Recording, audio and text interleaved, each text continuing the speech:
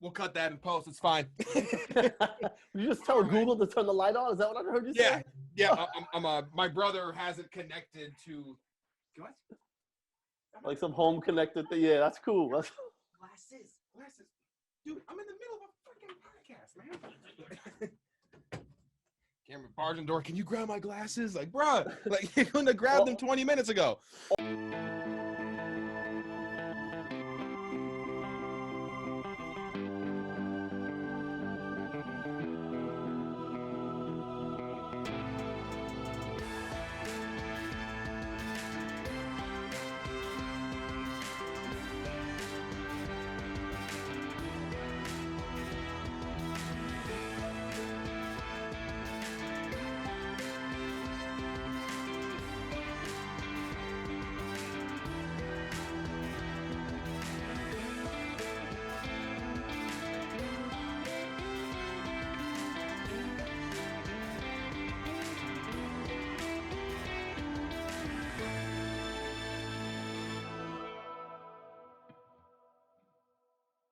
And as the intro once again fades out, we are back with another episode of the My Opinion Doesn't Matter podcast. I am here with a very special guest. I say that every episode, but every guest is special.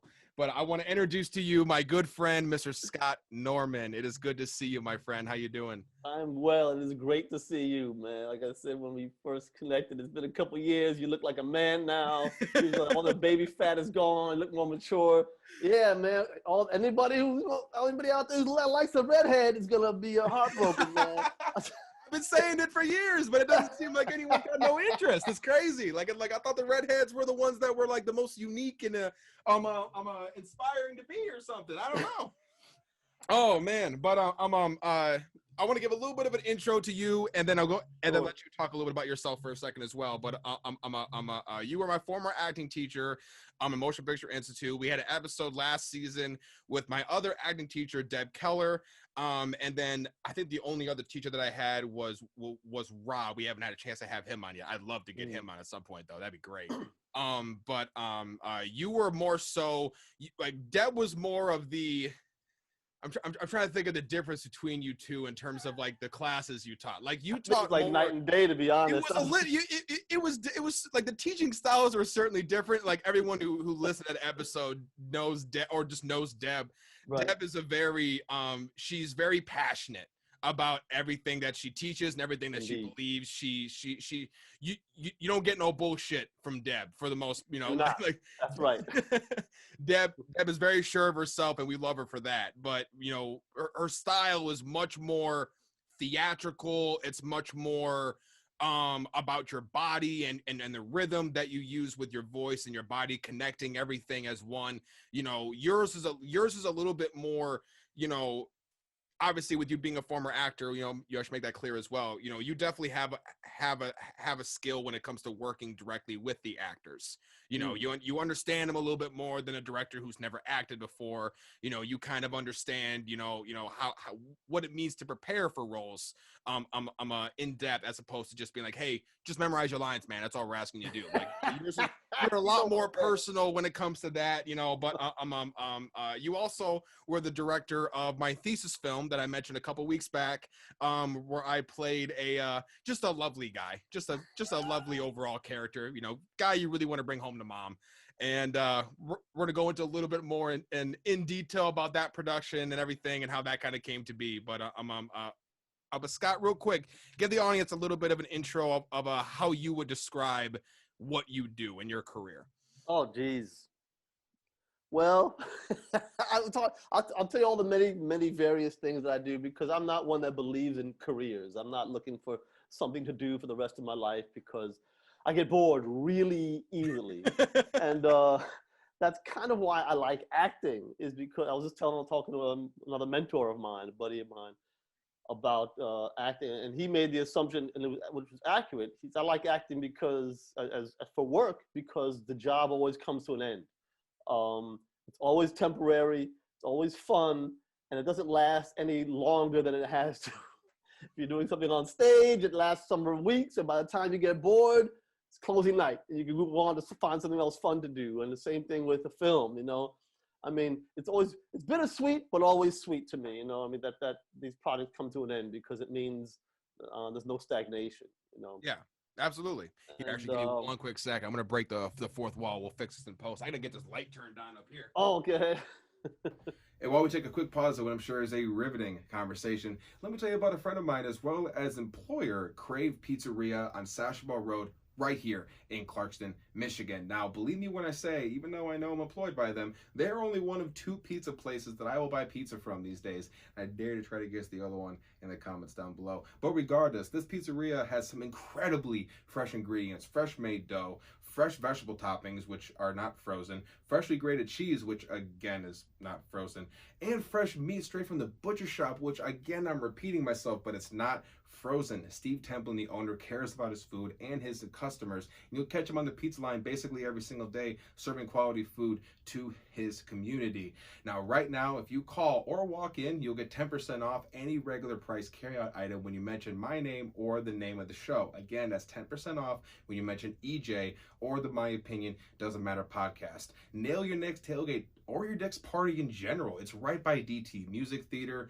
Thank you again to Steve and Crave for being a friend of the show. Peace. Well, for those who, depending on if we cut that out or not, we'll see how that goes. But if we did cut it, I had to turn the light on in the room. It was getting a little bit dark in here. Then my brother had to come in because apparently 20 minutes ago he didn't need his glasses, but he needed them now. So a little bit of an interruption, but hey, we're professionals here. It's all good. We'll keep it moving. The show must go on. But yeah. I want to talk a little bit about the thesis project to start here. Yes, you got questions. I got questions. How exactly do you know what was the process of them putting the actors in those different roles? Because obviously the stories were pre-written. Obviously the genders had to be the same and the ages had to be about what we were. But how did they put us into those individual movies? How do they decide, okay, EJ, you're going to be with Chelsea and you're going to be with Sandra, and okay, you're going to, how do they figure that out? All right. You're going to like this. Your year, every year with the acting program, we've been tweaking it, trying new things. And one of the hardest things is always the thesis project. I think the year before, maybe 2 years before you, they tried to have one film with like all 16 actors in it. Oh my God. Yeah, yes. I didn't see it. I only heard stories. But I think I heard about that. I heard it wasn't very good. Apparently it was a mess. Yeah, that's what I heard. Everybody shines in one thing. My suggestion when I came in was to do a different film for each person. The year before you, I wasn't teaching. I was just managing the thesis project. And what we did is there's Richard Rothrock, who was the writing teacher at the time, had a writers group, and we invited them to write scripts. And we took some of their scripts, and the teachers at the time, I think it was John and Deb was the teachers, and we had them cast the actors into these 3 or 4 scripts that we had, and we just to make it work. Okay. That didn't work all that well because it was a weird balance of people. A lot of people didn't like their roles. So we said, okay, the next year, let's tweak it. What we did, we had all of you, I think we had pictures. Oh, if you remember, I had you all do monologue. Yeah, we had to do the same monologue. Yeah. Yes, everybody did the same monologue. It was called The Actor's Vow. And all of you, each of you brought your own personality to it and your own look, of course. So what we did is we took clips of those monologues and still shots of you guys and your names. We put the names into a hat, and we had the writers in Richard's writing group pull out 4 names at random. And those were the characters they had to work with. That was the cast. That was the cast. So then they looked at your monologues and the pictures and decided, okay, this is what I have. These are the people. Let me write something for these people. And so we had it was a So in other words, the script wasn't written before they picked me. Is that no? correct? You were picked. The script was written for you. So they were okay. So that makes this even more interesting. Even worse, I think. Maybe it wasn't like they had that role and went, we got to put somebody in this.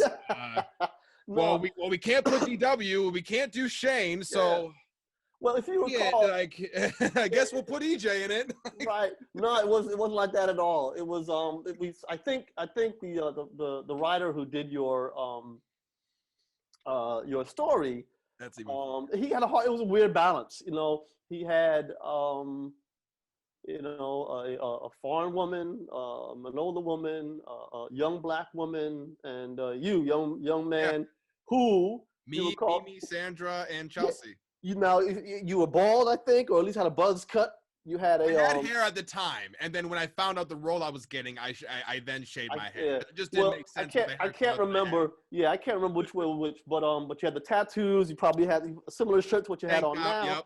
And you looked kind of rough. And I think also when you did your monologue, it came off kind of I think you were really pushing yourself in Yeah. that. I think so. He said, "Let me get like this badass character and put her up against this black woman who was very soft spoken, and decided that maybe the conflict to create would have been something racist."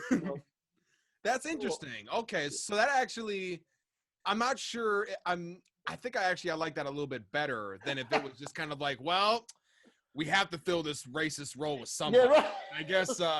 Let's find the most racist looking we'll guy. throw him in it. Like, Yeah. that actually makes it feel a little bit better. That it wasn't like I was just the best of the options. Like Yeah, they nah. kind of wrote it because of that, which is interesting because I talked about it on that episode as well with Justin. That for some reason people see the tattoos, they see the tank tops. Like I even got a comment. I was on set for a film the other day, and I was just kind of just sitting in the couch, and I would just have my arms crossed, and people were looking at me like, "Bro, you look like you're gonna rob us right now." Yeah. I'm just like, what are you talking about? Like somehow I chose this look Yeah.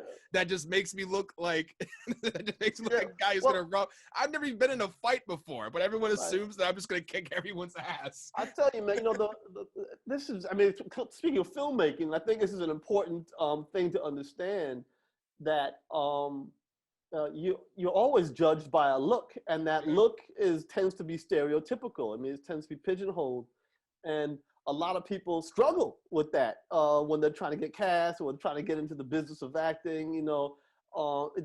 They have to spend a lot of time tweaking their look or adapting their performance to how people see them, which is something that I struggled with. I'm sure I told you Oh yeah. in my class, and maybe something willing to talk about on this podcast for anybody listening.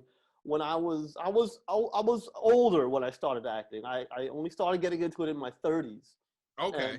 And I think when I moved to Michigan, I was in my mid 30s, like there, and then I think I was about 39, maybe 40 when I started like looking out for roles. Really, and working. yeah, really going for it. And at the time, I don't know how. I mean, people tell me still, even despite the grays that are coming out because of my gray shirt making them pop, that I look a lot younger than I am. Yeah. For my age. And at the time, I was struggling because I kept going out for roles my age, 35, upper 30s, roles and stuff like that, and I wasn't getting anything, right? Yeah.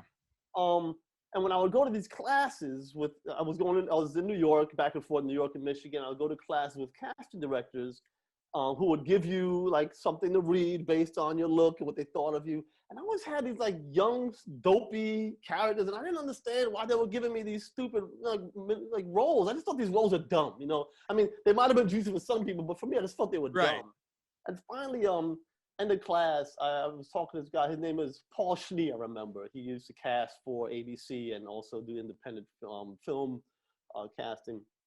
I said, Paul, we've been working together. I've been in the class for some weeks now. You have a chance to get to know me. I said, it would really help me if you could just like typecast me. How do you see me? Because Yeah. I'm struggling, And he said, well, you could probably play like a young father or blah, blah, give me something. He said, maybe if you pushed it, you can play a college student. And I almost grabbed him by his collar. I said, wait a minute, stop. You think I can play a college student? And he said, yeah, why? Are you older? I said, yeah. He said, don't tell me how old you are. I don't want to know, right? So it took me back. I was like, That's interesting. yeah, I've been like, so people think I'm a 20-something, a young 20-something. Here I am in my late 30s.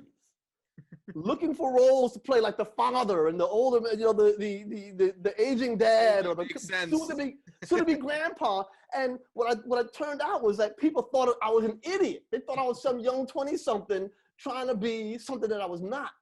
And that was enlightening for me. So what I did after I came home, my wife is my photographer at the time. We did a whole new sort of photo shot of headshots where I just wore a hoodie. I was kind of just played like a young kind of 20-something punk. And I started putting myself out for those roles. And all of a sudden, you were getting roles left and right. I'm getting work. It was ridiculous. But the point is that when you're doing this kind of work, when your image is part of what gets you the job, you can't define it. You can't decide how you look. you have to defer to what the world thinks you look like, or the particular filmmaker thinks you look like, or whatever. And so the guy who wrote for you didn't have a chance to meet you. He saw a picture, and he saw you working with the little monologue. The monologue where you had something to prove during that monologue. I can't remember what your choices were. I can't remember either, to be honest. But you probably had something to prove. You had made a choice where you were going to be aggressive. I think you were overcoming your stutter at the time. Yeah. And a bunch of things. And so that came across as a very aggressive, kind of a punky role, short role. So he wrote for what he saw. Yeah. And it's funny because this is the one industry where segregation or judgment based on your race or your sex is okay. You can be discriminated against for a role. 100%. It can be as your eye color. Right. You have to be. That's just the nature of the business. So anyway, that's why you got that role. I mean, it's more like the role was made as a result of you clashing with this particular writer's view of the world. That's interesting. I actually, I remember when I came into class, because I told everybody that I came in late. Everyone already had been told their roles because at the time I was living in Flint. And I remember everyone just kind of looking at me, just waiting for me to find out what I was getting. Because everyone already knew. I was the only one who had not known yet. And then I can't remember who said it first, but someone just told me Ralph. And I'm like, okay, cool, Ralph, that's fine. Mm-hmm. And I'm just looking through the dialogue and I'm like, wait a minute. And then all of a sudden I get explained what the role is. And I remember I called my dad right after that. And I'm like, Dad, I don't know what these people are thinking, but I don't know if I can play a white supremacist. Like, I don't know, how the hell am I supposed to pull that off? Like that. Right. And I remember telling him, I don't think I can do this. And he was like, he told me, something along the lines of, it's like, hey man, everyone loves that one character that they just hate. Everyone loves to hate someone. And I'm just like, no, you got a good point. And, you start bringing up all these different villains in different movies and how, even though, and me and Justin talked about it before too. It's like people like the villain where they're almost, it's, we were talking about Joker before, and we're talking about why does everyone like Joker, and it's because you understand his motives. Maybe not his methods of how he does things, but what he believes. There are moments where you're like, I don't really disagree with what he just said there, but I don't like it. Why he came to that point. Exactly. Right. It makes them feel a little bit more human, And so, all of a sudden you're looking yourself going, shit, am I just as fucking crazy? Like, do I need to get myself looked at? And so I try to take that into this role where obviously I wasn't trying to make anyone go, oh, racism is fine. That wasn't what I was trying to do. It was more of just understanding that, maybe this character has, some reasons that make it understandable why he views the world the way he does. Maybe not the view itself, but the motives behind it, and that's what I try to bring into the performance. I remember after it was shown during the graduation, my stepdad came up to me and said, I didn't know that was you. And that's all I needed to hear. Oh, well, yeah. That was all I needed to know. All right, cool. I'm done. I don't care what anyone else says about my performance. He didn't even know that was me. That's all I needed to know. So and I remember when I walked into class and I had my head shaved, and the first thing you said, your eyes went really wide, and you went, you know I didn't tell you to do that, right? And I'm like, no, I know, I did this by myself. He's like, oh, thank God. Oh, that was so funny. I knew your reaction would have been priceless, and it definitely was. But too bad we don't have that on film. oh I'd my like God, to see my that would be reaction. so great. At the time, I didn't have hair as long as I do now. Like right now, I mean, my hair is What? my hair is crazy. Wow. You can't tell when it's all No, brushed not when it's slicked back like that. No, But that's no. why I have the bandanas on, because the bandanas just holds it back. Keep it under control. But Sure. I had a little bit of hair back then, and I'm just going completely bald for the first time since I was in the military was very, very interesting. It took forever to get that fucking hair back too. That was the last time I cut my hair that short. Too. I never did it again after that. We will have to get some pictures for Ben when he edits this to put in the background. I got a couple. I got the before and after for like. I took a picture before I got that cut and after I got the cut, and it is a significant difference. I don't remember how bad my beard was, but I know it wasn't that good. Like it is, like it's certainly not what it is now. Your beard was going through growing pains. It was good. It was slowly getting there. Like it was after I had shaved every day for 6 months in the military. Yeah. The follicles were starting to now wake up, and it was slowly coming in. But finally I got everything to connect, and it's. It looks all clean and nice now, but like I said, I was 250 plus pounds, so I had a little bit of that burly weight on me. I came into this, gray tank top, which I still have, by the way. Oh yeah, still got it. Got this gray tank top. It was a Michigan tank top. I just flipped it inside out so it wouldn't show Michigan University on it. But no, that was such a fun role to play. Just like I say fun, but it was interesting just being someone that I've never ever considered myself anywhere close to having any relation with, and like, the bad guy role. I mean, obviously that's something that I've kind of been typecasted on, throughout my acting history. I've done a few other bad guy roles, and those roles are just always the most fun to me. I like playing the roles where, yes, I like a challenge, but I also just like being a person that I will never, ever be. Cause it's just like, it's almost just kind of like, what puts these guys in this mindset of being able to, do these things, Yeah, well, the point is, that any good writer is going to make sure that you can see the bad guy's point of view and worldview, so that, because you have to be able to empathize a little bit for it to be believable. And just by being human, you can be a bad guy, and if not the bad guy. We've all done, weird things that we were not happy with ourselves and so forth.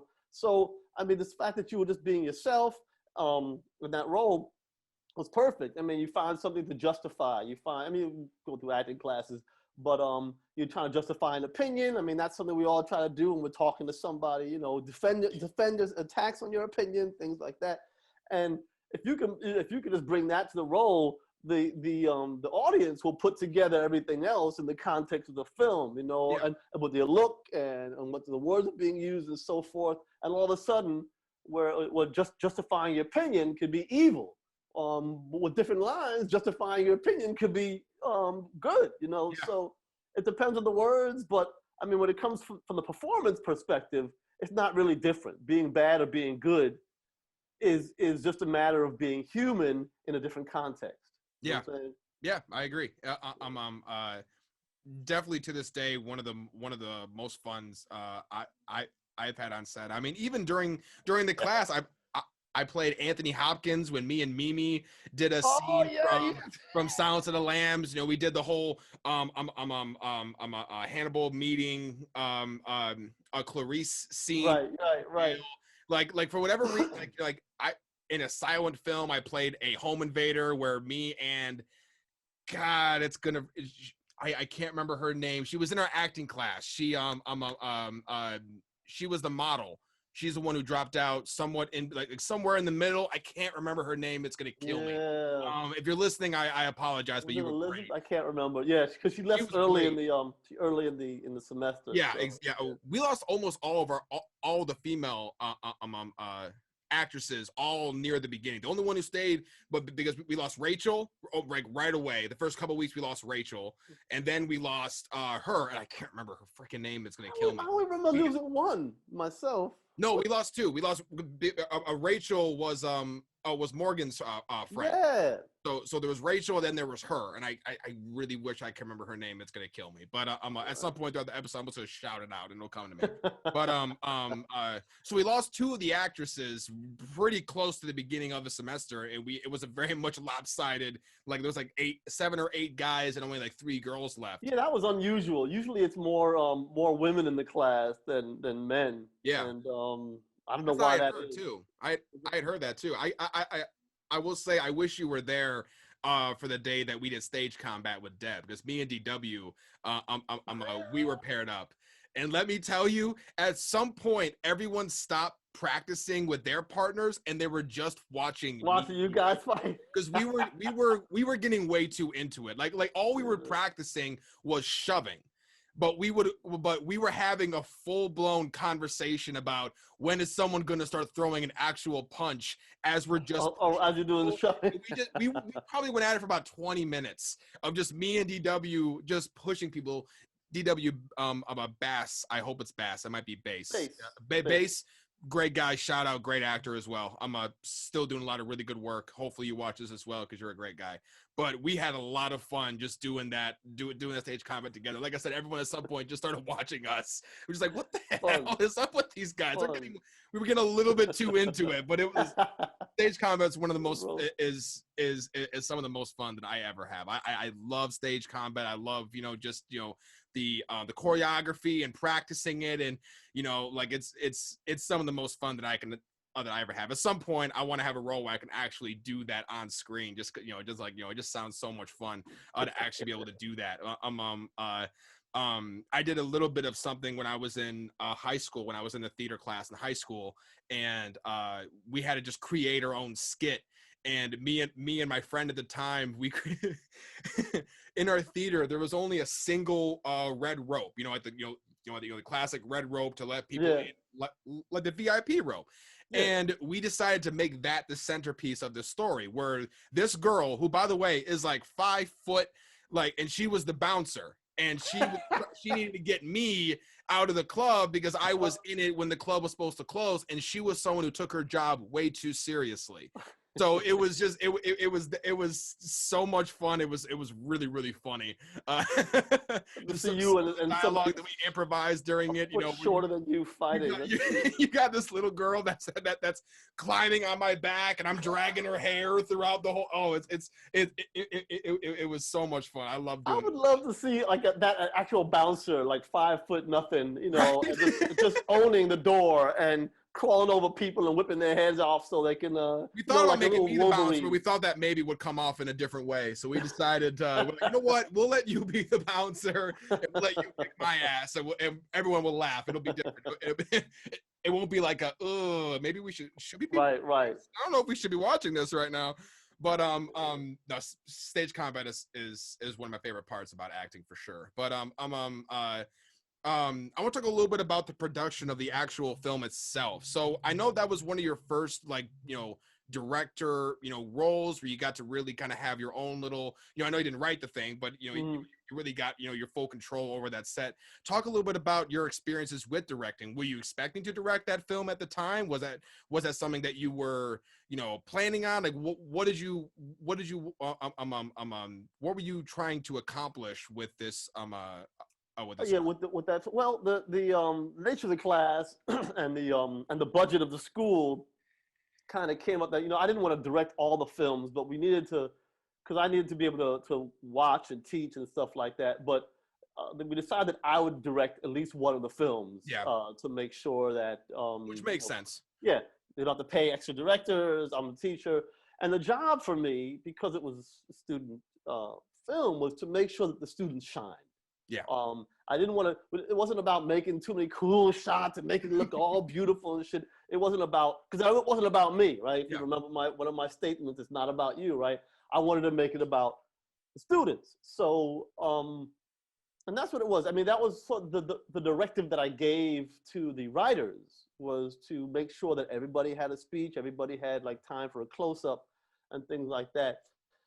Your particular film, it was heavily weighted for you and Chelsea. That was the conflict of the story. Not enough for the other two actors. I was a little disappointed in that. But yeah, Yeah, but I noticed that as well. Like Mimi, especially, she didn't really get that many lines at all. Like I was kind of like, I mean, well, Sandra she really didn't I either, think but she had more than Sandy you actually. think so? At I least don't Sandra remember. had some POV close-ups with just her, though. She had a couple of Yeah, shots where it was just her. Mimi was always. It she was was at the table with it you was the guys. focus was on me and Chelsea. She was just kind of Yeah. the background waitress character, but Well, both of them yeah, kind of got the shaft a little bit when I'll it have to came to the look at it lines. again. I felt like It's both of still on them. YouTube. I've watched Both it of them. recently. Oh, did you? I thought, yeah, I think both of them didn't get enough for that film. But like I said, we were experimenting. The school, Of course. was experimenting with the program, and I was trying to see how we can make it better and better.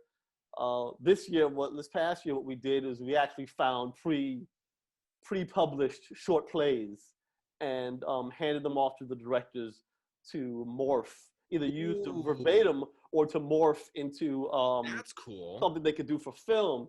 And then we actually had auditions. We had the directors try to pick out the actors. And not everybody was happy with their cast. I mean, they were happy with the cast, but they didn't always get who they wanted because Yeah, they were kind of confined to who they yeah, had in the class. it was overlapping. Like I want him, and him, and the other full medical was, well, I want him and her and her and her.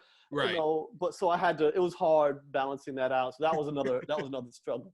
I But was wondering.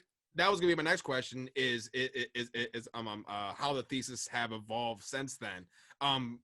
But I guess you already answered that. One of the things, one of the comments I want to bring up too, and you don't have to necessarily respond to this. This is purely my opinion, since you're still technically employed by MPI. But well, your opinion doesn't matter, right? That's the name. Well, of that's true.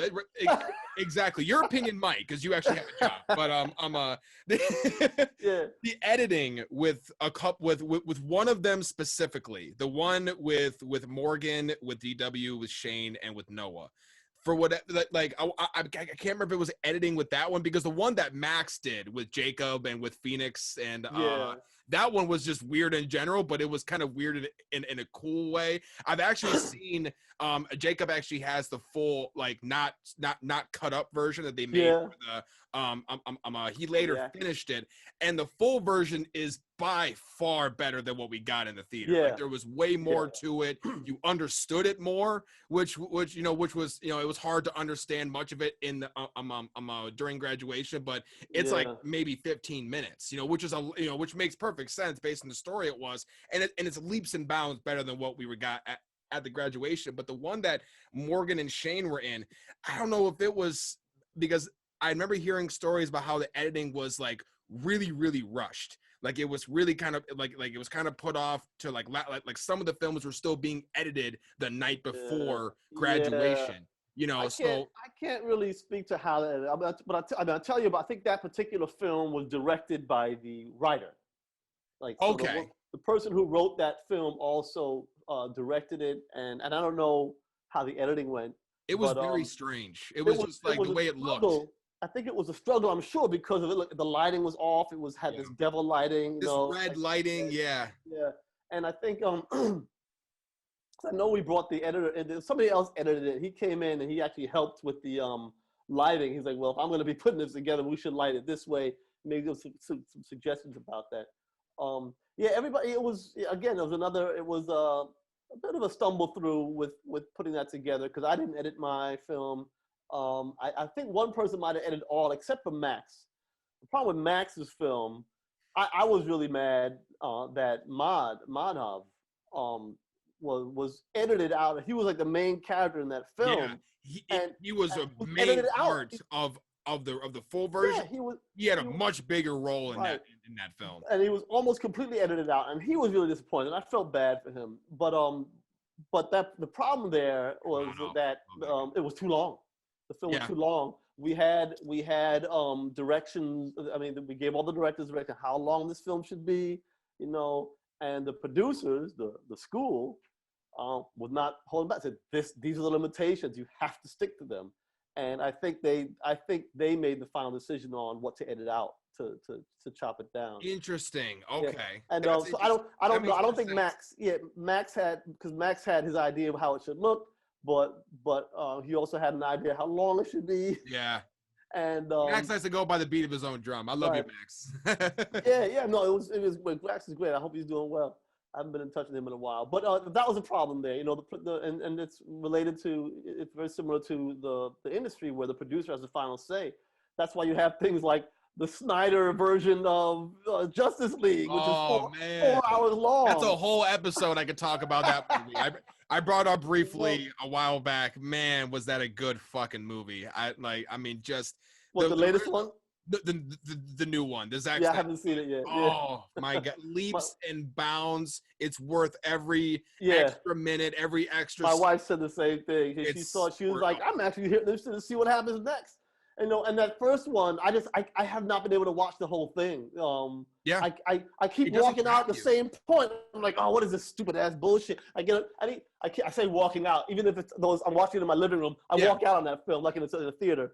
But yeah, I can't watch that first. And I'm also disappointed with Batman versus Superman, which is the other. That one wasn't, you know, so there already wasn't a lot of hype for Justice League because Batman versus Superman wasn't great.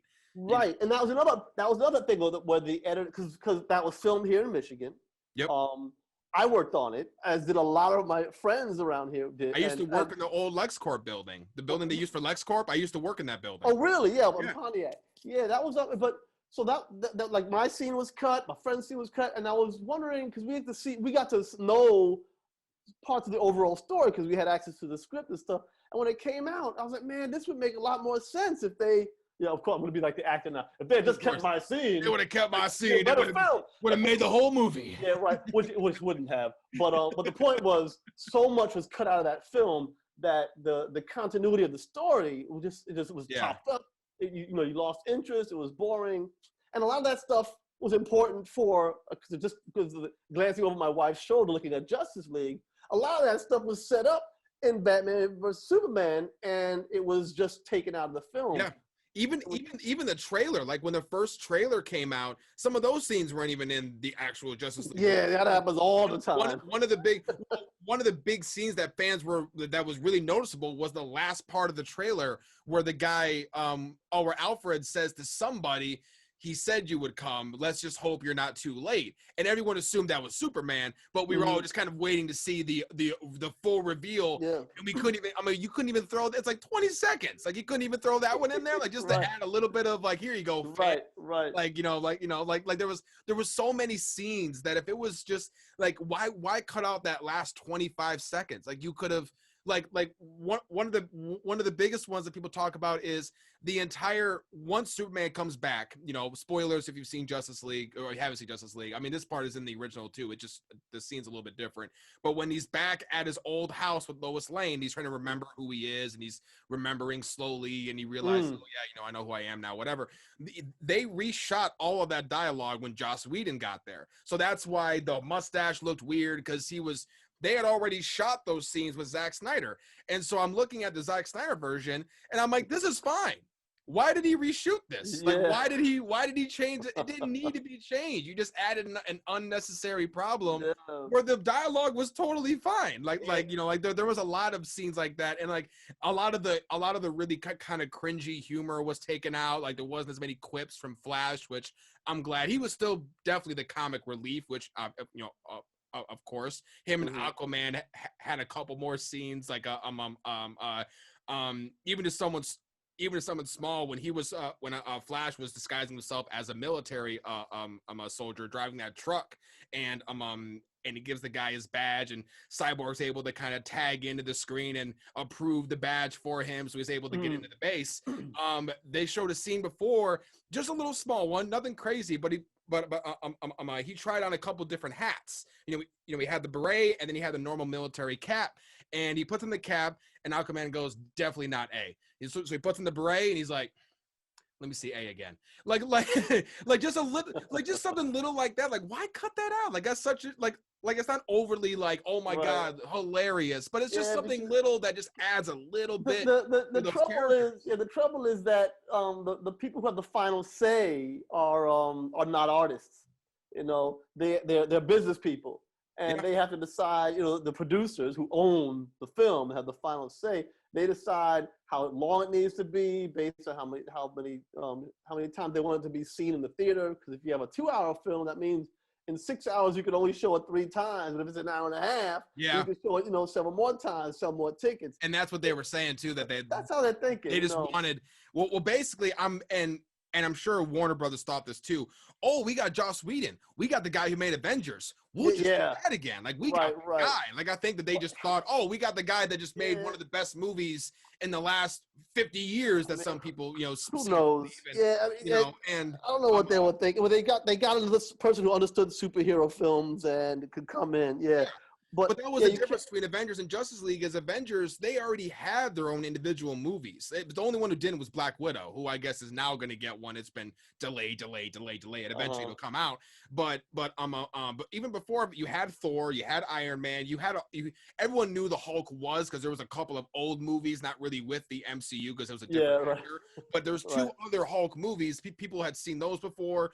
You had all these different. You had a Captain America. You knew who these people were. The only ones you didn't know were Hawkeye and were Black Widow, and more of a personal basis. So, but when you had Justice League, you had Cyborg, who nobody knew. Everyone, Flash, who I think the TV show may have been out by then. I don't remember for sure, but not everybody watches, cable. So there wasn't a MCU story for Flash. And also, I think the Wonder Woman movie was out before 2017. I'm pretty sure. But like you said, the Batman vs Superman wasn't really all that good, so there wasn't a lot of hype for the Ben Affleck Batman as it was with Superman. And so you had all of these characters who had no fleshing out, and then in the Zack Snyder cut, Cyborg and the Flash had legitimate, character building scenes where you actually understood why Cyborg, when he first met up with Wonder Woman, why they're doing stuff. Why he was kind of this stone, emotionless, kind of, I just don't really care about the world right now kind of attitude. You understood that because they had 3 or 4 scenes before that made perfect sense why he acted that way. I think, one of the assumptions they probably made when hiring Joss Whedon and editing out some of those character arcs. And while you say no one really knew these characters, like the Flash may have had a TV show, Wonder Woman came out. I mean, they were making the assumption that most of the fan base knows all these characters from reading the comic books. You know, I mean, they don't need. To be honest, I don't ever need to see another Batman film where they show his parents getting killed and go through the whole thing. We know that shit. Batman's parents died. I don't need to Spoiler. Superman escaping Krypton ever again. I know that fucking story. I got it. We're good. That was probably the worst part of Man of Steel was all the Kryptonian bullshit. Yeah. So we don't need to see that. That's fine. He lands, he grows up, he's Superman. Let's see him do some shit now. Yeah. So I think that was the assumption they made. I mean, thinking about people like me. But still, it needs to be a solid story. Yeah, and Aquaman too, because Aquaman's movie wasn't out then either. So Aquaman was a new character as well. Yeah, for people who didn't read the comics, but Aquaman was more of a laughing stock for years. Poor Aquaman. Thank God they got Jason Momoa to play him and bring a sense of badassery to it was this a nice. character. I think that was a cool. That was a great casting. It was great casting. But it was also cool re-imaging of Aquaman because he's just like this white guy, blonde-haired white guy who came up from the Mediterranean. Like, how the fuck does that work? So I mean, in the comics. But the re-imaging of him being from that part of the world, like looking like like he's from there. I mean, I don't know what Jason, but a more ethnic looking. Yeah. Guy. But yeah, I think that they scribble out there. I mean, Wonder Woman really, she was already solidified in the Batman versus Superman movie because she saved that fucking movie, to be honest. Oh yeah, she was the best thing in that film. I mean, to my opinion, she was one of the best parts of this Justice League too. Like even in the new Wonder Woman movie, I know a lot of people weren't big fans of the story, but Wonder Woman herself, Gal Gadot plays the shit out of Wonder Woman every time that she's on the screen. Like she really does. Apparently, I actually heard a story. She actually was ready to quit acting. She was kind of over it. She was kind of done. She had one more audition, and it was for Wonder Woman for Man of Steel, and she got it. And probably because she wasn't doing any acting. I mean, like acting. She was. Yeah, she wasn't. She didn't really have any major. She was a Fast and Furious, but she was dead. Spoiler alert: if you haven't seen the 5th one, she died in Fast and Furious, and there were just nothing after that. Like that was the first time I ever saw Gal Gadot was in Fast and Furious. I'm sure she done other things. That was I ever noticed her was in doing Wonder Woman. I never heard of her. I mean, okay. I've seen her, but she didn't stand out as somebody to watch. Yeah. She was probably just. I mean, I'm going to be blunt here. She's just like a female with a body that was watchable. I mean, I'm not going to the movies for that, But she does a great job as Wonder Woman. It's the problem for her is just with the writing and the editing and so forth. Yeah. Like I mean, she did great in Batman. I thought her character was really cool in Batman and Superman.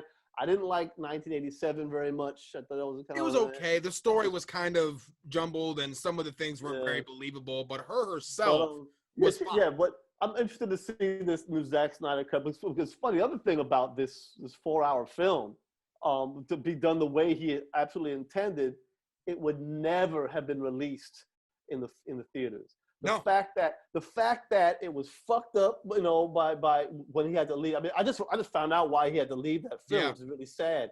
But the fact that it was screwed up by this tragedy and fucked up by production decisions and the directing choices made it possible for him to have the film exactly as he wanted. He would never have. It would never have seen the light of day as his full vision if it was not for all the mistakes and the tragedy that he had gone through. So it was almost like this film was meant to come out of this tragedy. I also saw the last 10 minutes of the film because my wife was watching, and I love that the very first credit after fade out is for Autumn. I love that. I started crying. Yeah. I think a lot of people did. I saw a bunch of posts on Facebook of like that image and like like a meme of people crying like it was. And I didn't see the film, and I only just read that day about his daughter dying, and I don't know. I didn't even know how she died or why. That's all I know is his daughter. I was like, oh, that's sad. And then I saw like, oh my God, he made the movie for her. But her death is kind of sick. I don't know if it's sick or sad or beautiful. Her death made this film possible. Yeah, and one of the other things that I thought was interesting is one of the other big reasons, like if you want to look at business wise, why it was almost universally thought of as never going to see the light of day is because it was going to cost like $80 million just to make this version, even though a lot of it was already shot and already filmed. Right. They had all the editing and the CGI and the coloring and everything. It was and reshoots. It was going to be like it cost $80 million to do, and no one was willing to put up that kind of money for a movie that wasn't very good 3-4 years ago. And then try marketing that. Fuck it, we'll do it. Try marketing a 4-hour film, in the theaters. Who's going to come to fucking see that shit, especially after Batman and Superman? Yeah. And Man of Steel not being all that fucking fantastic. No one was going to come to that shit. So say what you want about streaming services, but if it wasn't for streaming services, we never would have gotten this. This never would have been released. That's right. Yeah, because this never. Because I can watch an hour and a half, hit pause, go to the bathroom, take a nap, come back, watch another hour and a half, come back, get the last hour after dinner. I mean, I don't have to sit through that. I watched the first 2 hours. I went to work, came home, watched the rest of 2 hours. No big deal. Like some people may have 4 straight hours to block off. Just break it up. No big deal. Right. Because you can do that with streaming. The theater, you couldn't do that. Actually, in the theater, the only way to do that would be the way they ruin every other fucking movie is to either break it up into 2 films and release them a year apart. Release it 3 years apart where everyone forgets what happens in the first 2 hours. And they add new shit to the film. I mean, or to have an intermission, which they don't do these days. Before you were born, we'd actually see long movies and they'd have an intermission at the movie theater. It would say something would pop up, intermission, you go get more drinks and go to the bathroom, come back, 15 minutes, we'll bring this back in again. Yeah, you would. That's how they did it. That would have been really smart. Like I know they do that for play still. Like even in my old high school, they had intermissions for play. Yeah. But if you can imagine trying to do that at a movie theater now, it wouldn't go over very well. But I think that's also more for the actors than it is for the actual audience. I know it's like no, it's for you guys. Go get some food. Go to the bathroom. But the poor actors are doing this all in one take. Like no, it's okay. You guys sit down for a second, take a breather, go over your lines. For the next scene. I actually think it would probably be more for the audience because they have to sit there. That's harder than jumping around on stage. I think to sit your ass in a seat for. That's true. Hours. I don't know. I guess for me it was. For me, sitting down and watching something was never that never was an issue for me. Like you can give me a 6-hour movie, and if I like it, I'll watch every minute of it until Yeah, it's, I don't care. Like that's just me. Like I know some people are like, I can't do like 20 minutes every 30 minutes. I need to go to the bathroom. Like I can't do that. So it's so for some people it doesn't quite work out that way. But for me, I never had a problem with that. Like if I get into something, if there's a pause, I might not get back into it again. So like yeah, I see that too. So for me, like it's why like I've never fallen asleep in a movie theater. I've just never been able to. Like my brain just gets so honed in on what I'm watching. Even if I come in there about ready to fall asleep, I'll be up for the whole hour and a half, 2-hour-long movie. It's just how I am. If it's good. That's true. Shitty, if it's good. Hey, but speaking of intermissions, let me just go grab some water real quick. Yes, go ahead. Go ahead. I'll be right back. Absolutely. Yeah, I know. Yeah, I know. I got mine right here. While I have you for a quick moment, let me tell you about Grit Obstacle Training here in Waterford and my friend Kurt Sabin. Now, you've heard me talk multiple times about how Grit has helped me lose 50 plus pounds, and I'm able to do more athletic movements than I was ever able to do even in my military days. No joke, I couldn't even do a single pull-up when I enlisted for the military, and even like halfway through my military basic training, I can now do 10 plus depending on how I'm feeling that day. This place is incredible. Grit combines the calisthenic movements professional athletes use in training with obstacles seen in American Ninja Warrior as well as Spartan Race. It creates workouts that are not only physically demanding, but also push you mentally. Now, most gyms have trainers. Everyone knows this. Grit is one of only 50 gyms worldwide that are certified to train you in the Spartan Ram program, which is specifically designed to build endurance, balance, and strength to help with any obstacles races you want to race in. Whether you want to join me for early morning sessions at 5:45 in the morning, Monday, Wednesday, and Fridays, join an adult evening class, or bring your kids for a fun workout of their own, Grit and his team will help you achieve your fitness goals. Call or walk in right now and get 10% off your first purchase, as well as a free trial class. Again, if you mention EJ or the name of the show, the My Opinion Doesn't Matter podcast, you'll get 10% off your first purchase, as well as a free trial class. Thank you so much to Kurt and Grit for being a friend of the show. Peace. It's funny, I had my bottle of water here, but it's empty because I drank it earlier for some reason. I was like, yeah, I got my water. I'm like, oh, it's empty. Anyway, what's the next subject, man? All right. Well, right now we're about 52 minutes in, so we'll get to a couple more things here. 2 minutes already. Shit, no. We say 10 minutes, but the audience already knows. We're done when we're done. But I want to talk a little bit. I want to go into a little bit about your personal acting career. You said you started off a little bit older. You were older. You were in your 30s, right? One of my favorite stories about how an actor started off is Hugh Jackman, who was in his 40s, and he was a PE teacher. And he got a couple of shows on, doing some plays, and all of a sudden he got Wolverine, and the rest is fucking history. Wow. He was. He's someone who I look to whenever I'm obviously currently still 23 and not, quite where some of the other 23-year-olds are out there in Hollywood. Like, hey man, Jackman was like 45 before the guy finally got to a place, and look at where he's at right now. He's beloved by everybody, but talk a little bit about some of the roles you got, some of your favorite roles, just kind of where you see, I know you said you don't like the word a career, but where you see your acting kind of journey going from here. Sure. Well, as I mentioned, I started in my 30s. It was something I'd always been interested in. I mean, I had done school plays when I was a kid, and I'd even looked into acting professionally. I'm from New York City originally, and I was looking into acting professionally. I went to an audition, like I answered an ad in the paper. And I read really well, and they're like, you gotta go get headshots, you gotta go this. And I just felt like I was being scammed somehow. Like they're trying to get my money for pictures. They're not really explaining the whole business. And I probably could have done something at the time, but because it felt scammy and weird, I pulled back and didn't think about it for a while again. Then I left the country to teach English in Japan for a while. And the bug started bothering me again. Because being up in front of people, and you see my teaching style, I can kind of be very animated and tell a story.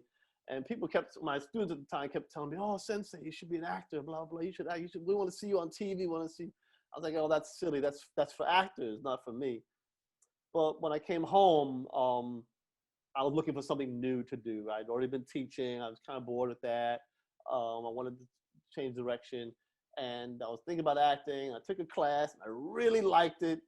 Went from there, you know. Um, and then I came to Michigan. I mean, maybe Yeah, we don't know why you did that. Right? well, I reconnected with a woman from my past, and she's from Michigan, and I came out to be with her, and she convinced me that there was enough acting to do here, and she was right. Um, it was probably like I probably started acting sooner by coming to Michigan than I would have by staying in New York. Okay. I started, you know, I got on some, you know, amateur plays, like, you know, community theater shows, and then I quickly got into the professional theater circuit here, and it was fun. I was like, I enjoyed it. You know, I wasn't getting like major roles or anything, but I like working back. You know, I like working on these roles. I like working with people. I love the community. It was great. And then Hollywood came to Michigan in 2008, but I had also gone back to New York to get some money to work because I was also, I remember work was just, there was not enough jobs here. So I ran to New York. My wife stayed here. I was coming back every month, and I was watching all my friends getting all these movies, and I was like, oh, they're killing me. But that's when I started taking the classes that I mentioned, you know, with the casting director in New York. And so by the time I did come back, I was able to get into some of the films that were made here.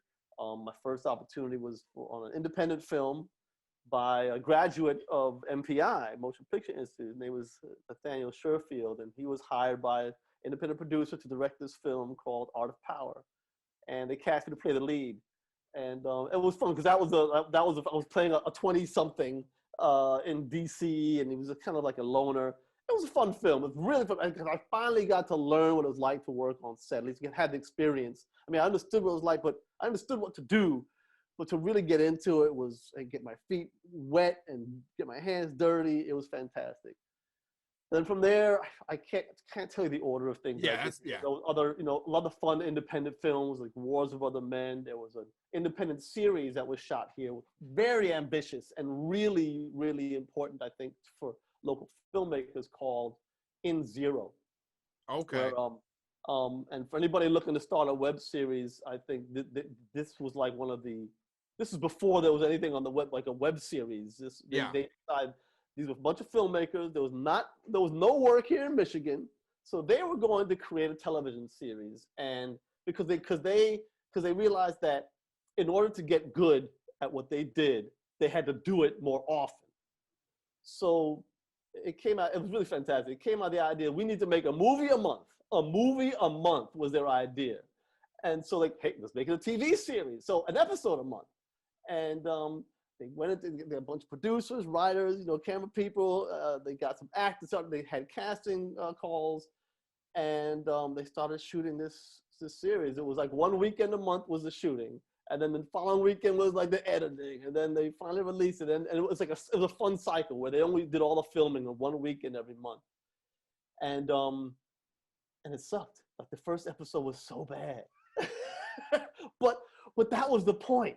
The point was to do the shit, get out there, learn from the mistakes. Because they had this big viewing party in the Royal Oak, the art theater in Royal Oak, sold out. I mean, every seat in that theater had a butt in it. That's all. Oh boy. And I'm saying that it sucked, but it wasn't like a horrible piece of shit. It was just not really great. It was just like you know, we worked so hard. It was like, that's what we got. But I tell you what, man. Every month they got better, and the buzz it was so fantastic. We started out with maybe, you know, 20, 30 people working on the whole thing, like actors, editors, camera people, like all that stuff. By the end of that year, they had a couple hundred people working on this series. Yeah. Okay. The shame of it is that they were building up to make a film, and they got budgeting. They shot a feature-length film, and because of beef with the producers and the director, and it never saw the light of day. Okay. Yeah, Damn, it's a shame. It really is a shame. But that series was a really good lesson in shooting a TV series, you know, and the work and the constant. It's a constant grind. Everybody who was on the back end was just constantly working. Those of us on the front end being like the acting and so forth, we got lines like maybe a week before we went on film. We came down to the set, we shot all weekend, and we got to watch it by the end of that month. It was really cool. I can't say it's one of my proudest or favorite things, but it was my greatest learning experience for being on set. It kind of just came to my head. One of the lessons that you taught me. One of the last things you taught me before we all graduated. It was when you did like the one-on-one with all of us near the end of the year, and I make the joke all the time. I have a very loud voice. It just comes very naturally. I don't try. I just have a very echoey, just very resonant voice. Very resonant voice. It's just the way. I mean, I love to talk. It's just kind of the way I've always been. And I can't tell I always tell people like, man, like if I had $1 for every single time someone told me, hey, you talk kind of loud, right? I wouldn't live in Michigan anymore. But one of the things that you told me were, instead of just kind of making a comment like, hey man, like you talk really loud. You told me, you said, you know what you should try is you should try and go into theater, because there's a lot of actors that try so hard to get a voice like yours, and they have to practice projecting what you can do naturally and what you can do without trying. And I remember that even to this day, like it still sticks with me. Like just thinking, like, man, like that's not a bad idea at all. And then after we graduate, I got a job, and then COVID hit, and I haven't been able to do it. With it since. But that's definitely still stuck with me, man. Just thinking about the possibilities of being able to. I mean, shoot, they wouldn't even have to put a mic on me. They just like let me just go out and just start talking. You're good, man. I tell you, man, theater. Every actor, everybody's looking to do film should actually do theater. They should work on that, because theater. I mean, it's not for everybody. Yeah. Theater actors, and I can argue about this. It's much different. Tend to be stronger. Because they have to be in that moment, and take what's given to them in that moment, in that live experience, and act upon it. Yeah. Right.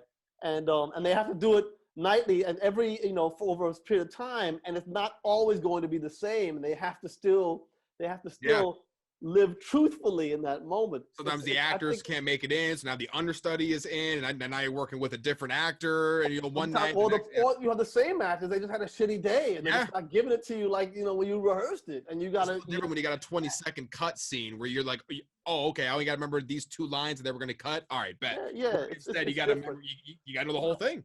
Yeah, but you gotta. I think it's good practice. It's good. It's better. It's better practice than like doing like a scene study class and just going. And you should try, because you have to maintain character for an extended period of time, and it's good practice. But my favorite. You asked about my favorite roles was the question that we were on here. Yeah. And they wouldn't be film roles. Maybe one was one of my favorite film roles was an independent film, was at Wars of Other Men, but my favorite role ever was a stage role I played. The story was called The Whipping Man. I don't know if you told us about that one. I played a former slave who was mixed, and it was mixed with people like how is this beige, this light skinned dude play a slave. They had mulatto characters and mulatto slaves way back when. And it was just because this character, he was very intelligent. He was struggling with alcoholism. He was now suddenly free because the war was lost, and his former owner, he's in the home with his former owner, helping him to get over his war injuries. It's a really fascinating story. If anyone could see this show or at least read the play, it's a really good. You said it's called The Whipping Man? The Whipping Man. The Whipping Man? I'm going to look that up. That's interesting. Yeah. It's a great story. And but what it's about in general, that was the character. What it's about in general is it starts off with a soldier from the Confederate soldier comes home to his house, and he is greeted because he's AWOL. He goes AWOL from the war because they just lost. He finds his home, walks in, and the only 2 people at his home to welcome him are 2 slaves. Ooh. And it's Passover, and they're Jewish.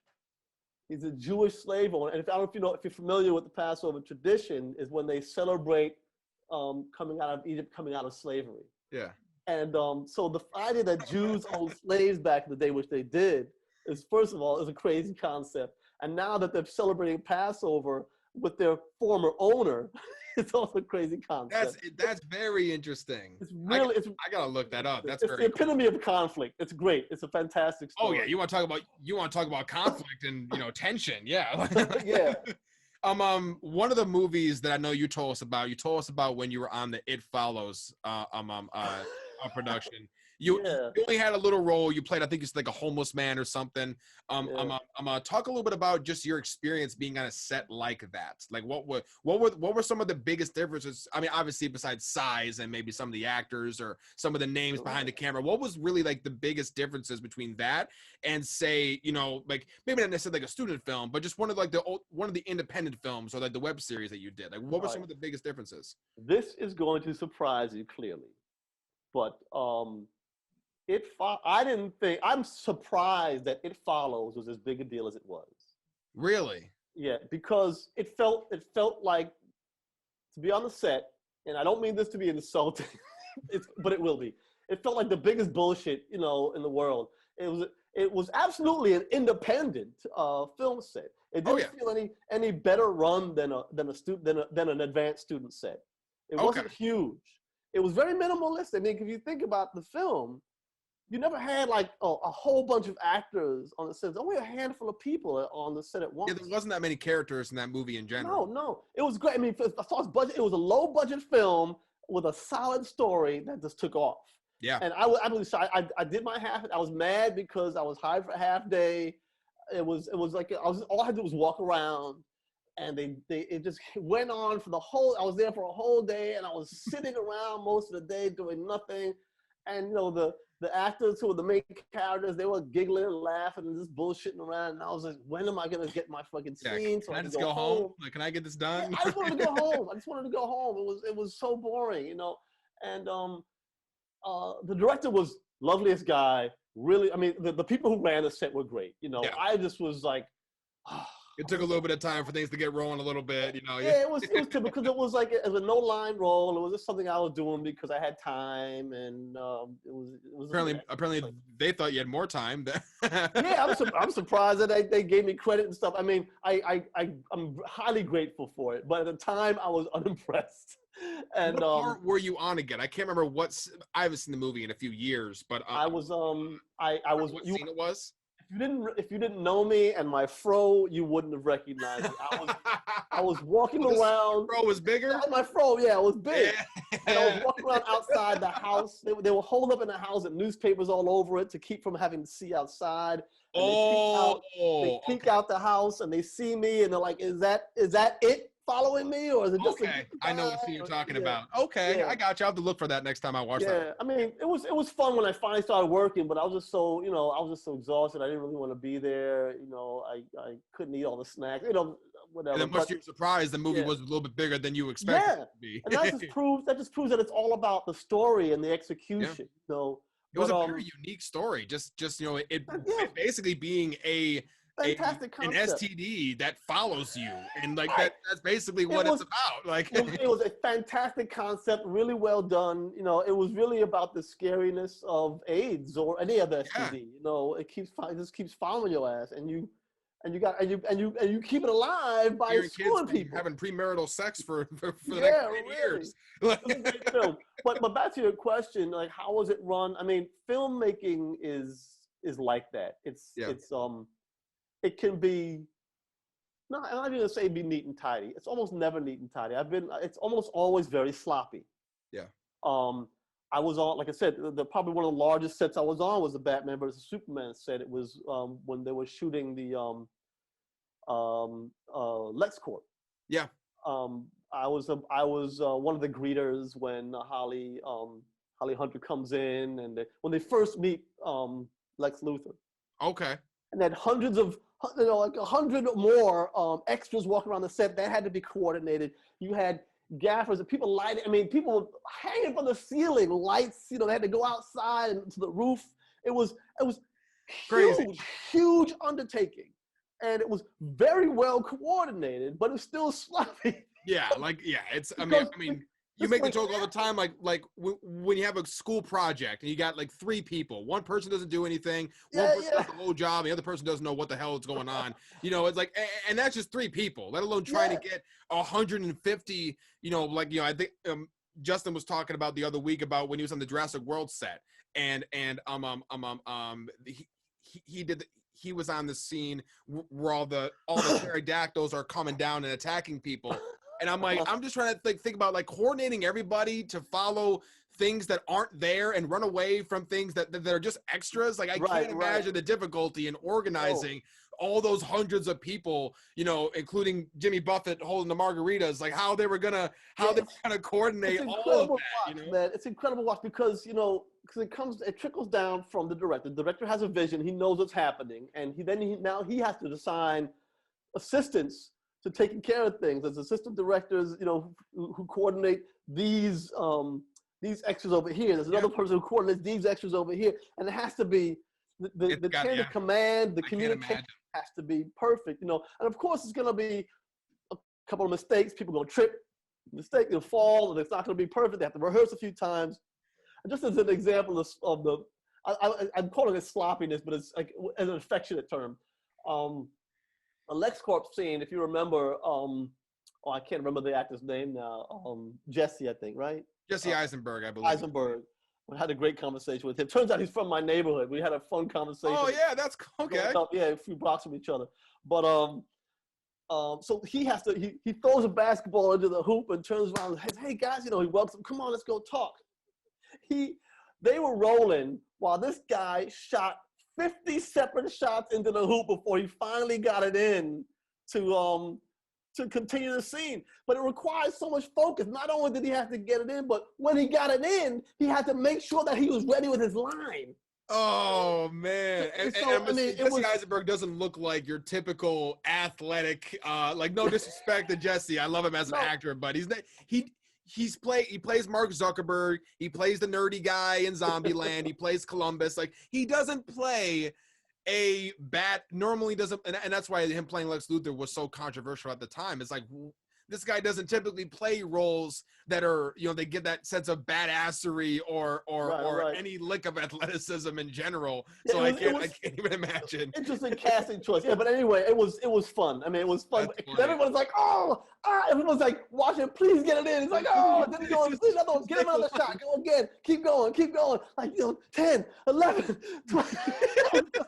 Just had to keep going until he got it in. I was like, man, it made me wonder. I was like, did anybody rehearse him to practice? Did anyone show him how to do it? Like, yeah, like they didn't assume that he could make a basket. Fantastic. I have no idea, But that should have been the audition. Like, can you make this basket? Yeah, it was. I don't know. I mean, clearly he knew what he was doing because they kept getting close, but to get it in from where they were trying to shoot. Yeah. And then go right into your line. Yeah. Like, yeah. I was like, man, there got to be a better way, but you don't want to just fix it in post kind of thing, It could have been a CGI. It could have been a CGI basketball. With all the CGI that they had on that film, they could have thrown it out of the screen. Had turned the whole building on the outside into LexCorp. The LexCorp sign wasn't on the actual building. They could do that, but they couldn't make this guy. It has to be real. We're practical. He's gonna make the damn basket. So it was a funny choice. It was a hysterical choice. That's great. I love that. So that's kind of the sloppiness of films. Like, we'll do CGI for this, but this will be practical. It never goes to plan. It never goes to plan. You get a whole plan written out to show your, all the guys you want to get money from, but that's never how the plan will actually be. Like, this is just to make those guys feel better, and then it's a blueprint. Yeah, you get to set. This is generally what we're trying to create. Well, it's a blueprint, but we might have to tweak some shit along the way. Absolutely. I remember the independent film I shot, Out of Power. We went down to DC. We had like permission to shoot somewhere, like I think in Chinatown or something. Then we get to Chinatown, and it's closed down for construction. We had a permit to shoot here today. Nobody could have told us. Yeah. And so they had to figure out on the fly what they walked to the shops, hey, you mind if we shoot a film here? Hey, you mind if we shoot a movie here? Some people were like, yeah, okay, come on in. Oh yeah.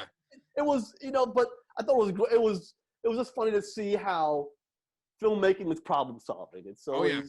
no matter at every camera and behind every level. Yeah, at every level, whether you're like a 3-person shoot, like you're talking before, or if you're a 300-person shoot, and it's just a matter of what the problems are and how many people you have trying to solve them. Yeah. Absolutely. Well, hey man, it has been an absolute pleasure talking with you here today. Likewise, man. We are just about running out of time here, but I just want to say real quick, it was an absolute pleasure learning from you at MPI. By far one of the top 3 acting teachers that I had there. And it was a pleasure teaching you, man. It was like watching you grow was a delight. Absolutely, and it was a lot of fun. I remember I told people before, I'm like, I signed up for MPI not even knowing if I even wanted to do acting. I just wanted to know what it was about. And then within a month of me being there, it was like, okay, this is what I'm doing for the rest of my life. Dude, I'll never forget the end of the first class. You stood up, all of you were walking out. You all stood up kind of like looking down, like you were looking down, and you started to walk out. Then you turned to me and said, this wasn't what I was expecting. You said, like, I wasn't expecting this. It was just, I don't know what you were going through. No, I was so used to a classroom style. Like the first day we were on the green screen set learning weird breathing movements and doing all this stuff with Deb. And then we went to class with you, and it was all hands on. Like I realized, oh, you can't learn acting from a book. You can't just give you a worksheet, and our homework was just learning lines for whatever scenes we were practicing. Like it wasn't, and that's when I realized, like, oh, like this isn't a school that's just treating this like it's a college course. Like this is there's no prereqs. This is all honed in. You're learning acting every day for 4 hours, and that's it. We're not doing anything else, and I was just so unused to that style. And I had just come home from the military a few months before. So right. From that culture to this culture, it was so different. Just being like, this is like the classes were 12 people. We were playing tape ball before the class even started and everything. And it was just so much different than I was ever expecting. And then it just took a couple of weeks, and all of a sudden I'm like, man, I don't think I'm ever going to do anything else. Like at some point, this is going to be my future, and then I try to create that feature film that did not go very well. I've told the story about that before on the show. Skill. It was all for the best. Believe me. Good. It was. Watching you guys walk out that day was funny because you all had similar looks on your face, like what are we getting into here? Okay. and when you walked out, you were like, you actually, I think you stopped at the door and turned to speak to me, and like, I wasn't expecting this. That wasn't anything like I was expecting. And you turned to walk out, and everybody was like looking down, and I was like, I hope that's a good thing. I wasn't sure at the time. Sure enough, it turned out to be. No, it definitely was. I was very, very happy. Come back next week. Please come back. We can't lose more people. Right. Yeah, but, awesome. But all right, man, I'll let you go right here. Audience, everyone knows the spiel. Everyone knows the whole gist. Like, follow, subscribe, share with your friends. Anyone you think might like this. It was a pleasure talking with Scott today, and I hope someday we get to have him back on again. And hopefully next time, when things start calming down, we'll be able to get you in studio, be able to get you in. That would be awesome. I would love to see you in person next time, man. Absolutely, man. Come back. It's been a pleasure. And with that, guys, like I said, just share this thing around with people, man. We got to get this word out there. We got to get EJ up in the views, man. We got to absolutely. We're trying to crack all the top lists. It doesn't matter where they are. Get them up there, man. But all right, guys. Thanks for having me on. Enjoy the rest of your day. And you peace. too, bro. Good talking to you. Right.